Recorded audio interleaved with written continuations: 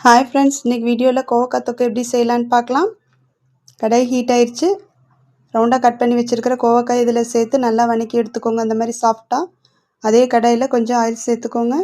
கூட கடுகு, சோம்பு, கருவேப்பிலை சேர்த்து நல்லா பொரிய விடுங்க. கூட ஒரு பெரிய வெங்காயம் மீடியம் சைஸாக கட் பண்ணி சேர்த்துக்கோங்க. இதையும் நல்லா வதக்கி எடுத்துக்கோங்க.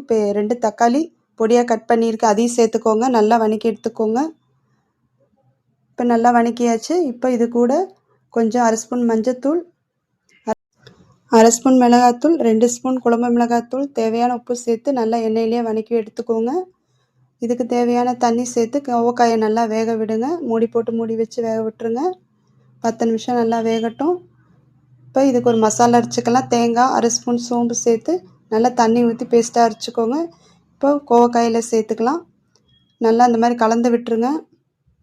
கலந்து விட்டு நல்லா கிரேவி திக்கானோடனே கொத்தமல்லி இலையை தூவி இறக்கிடுங்க. அவ்வளோதாங்க, கோவக்காய் தொக்கு ரெடி. நீங்களும் ட்ரை பண்ணி பாருங்கள். தேங்க்யூ.